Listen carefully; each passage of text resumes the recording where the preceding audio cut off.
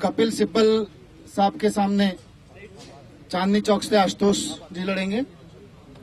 सलमान खुर्शीद जी के सामने फर्रुखाबाद से मुकुल त्रिपाठी चुनाव लड़ेंगे। मुलायम सिंह यादव जी के सामने मैनपुरी से बाबा हरदेव जी चुनाव लड़ेंगे। मैनपुरी से मुलायम सिंह यादव के सामने बाबा हरदेव चुनाव लड़ेंगे, हरदेव सिंह जी। सुरेश कलमाड़ी जी के सामने पुणे से सुभाष वारे जी चुनाव लड़ेंगे।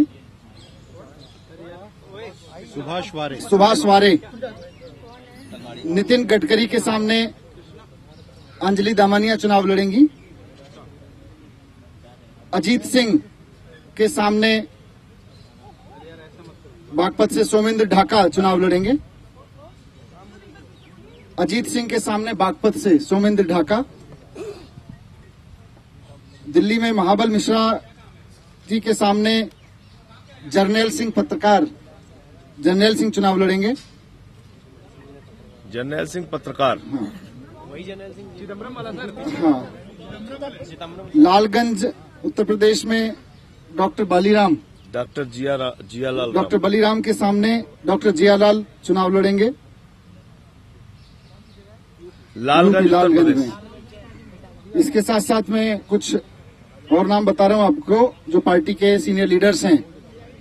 उसमें कुमार विश्वास जी राहुल गांधी के समक्ष अमेठी से चुनाव लड़ेंगे। योगेंद्र यादव जी गुड़गांव से चुनाव लड़ेंगे। मयंक गांधी मुंबई नॉर्थ वेस्ट से चुनाव लड़ेंगे। मेधा पाटेकर चुनाव लड़ेंगी मुंबई नॉर्थ ईस्ट से।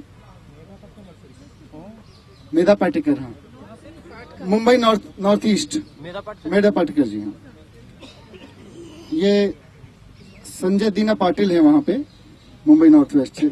मीरा सान्याल मुंबई साउथ से चुनाव लड़ेंगी। हाबुंग पयांग हैं, हमारे पार्टी के नेता हैं। अरुणाचल प्रदेश में चुनाव लड़ेंगे। अरुणाचल वेस्ट हाबुंग पयांग। और महाराष्ट्र में नासिक से समीर भुजबल हैं, इनके खिलाफ विजय बालीराम पंधारे। समीर भुजबल के खिलाफ विजय पंधारे चुनाव लड़ेंगे। ये नासिक से हैं। अरुण यादव हैं खंडवा से, इनके खिलाफ आलोक अग्रवाल चुनाव लड़ेंगे। खंडवा से आलोक अग्रवाल आम आदमी पार्टी से चुनाव लड़ेंगे। उड़ीसा में कौन सी सीट है? बरगढ़ सीट से लिंगराज चुनाव लड़ेंगे। किसान नेता है लिंगराज, वो चुनाव लड़ेंगे। मनीष तिवारी के खिलाफ लुधियाना से एचएस फुल्का साहब चुनाव लड़ेंगे। सहारनपुर में जगदीश राणा जी हैं बीएसपी से, इनके खिलाफ योगेश दहिया किसान नेता है वहां पे, ये चुनाव लड़ेंगे। पार्टी के सीनियर लीडर हैं। सहारनपुर से योगेश दहिया चुनाव लड़ेंगे। और मुरादाबाद से मोहम्मद अजरुद्दीन के खिलाफ खालिद परवेज चुनाव लड़ेंगे। आशुतोष जी देश के वरिष्ठ पत्रकार रहे, आप सारे लोग जानते हैं, जो चांदनी चौक से चुनाव लड़ रहे हैं कपिल सिब्बल के खिलाफ।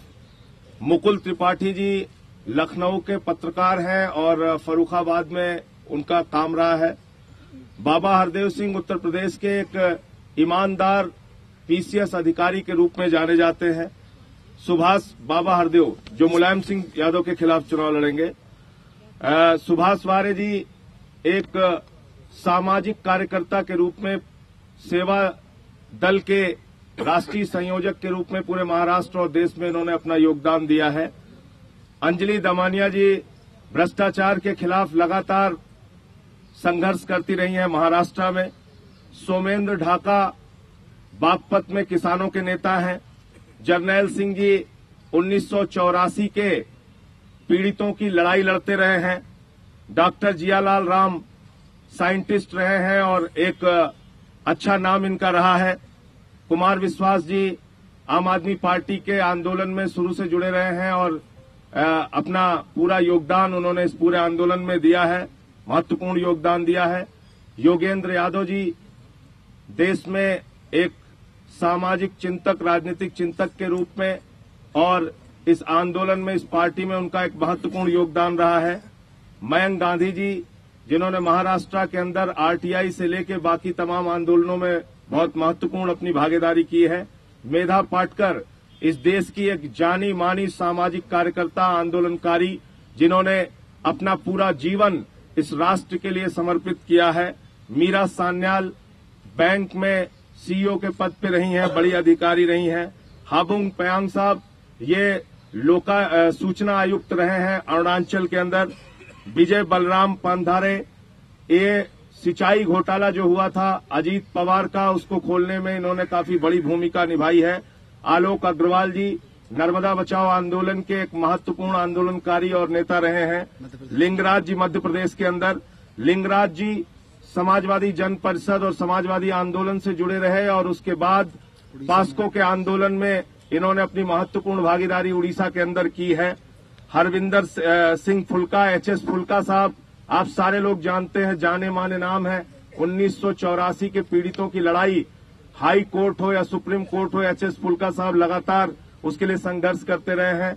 योगेश दहिया साहब पश्चिमी उत्तर प्रदेश में, इन्होंने किसानों के नेता के रूप में बहुत महत्वपूर्ण अपना योगदान दिया है। खालिद परवेज शिक्षा के क्षेत्र में इन्होंने अपना योगदान दिया है। आम आदमी पार्टी का मकसद ये है कि देश की संसद, जो कि लोकतंत्र का मंदिर होती है, यहां अच्छे लोग जाएं, यहां अपराधी ना जाएं, यहां भ्रष्टाचारी ना जाएं, यहां की सीटों पर कुछ कुनबों का कब्जा ना हो, बल्कि देश का आम आदमी वहां पहुंचे, देश के आम आदमी के लिए सोचने वाला आदमी वहां पहुंचे। ये इसका मकसद है और ये एक बड़ा राजनीतिक प्रयोग है। देश बहुत उम्मीद से इस प्रयोग को देख रहा है और देश की जनता इस बार जहां जहां से भी हम संपर्क कर रहे हैं या जहां जहां से हमारे पास फीडबैक आ रही है, चारों तरफ से यही आ रही है कि देश इस बार भ्रष्टाचारियों को हराने के लिए, वंशवादियों को हराने के लिए, अपराधियों को हराने के लिए कमर कस चुका है।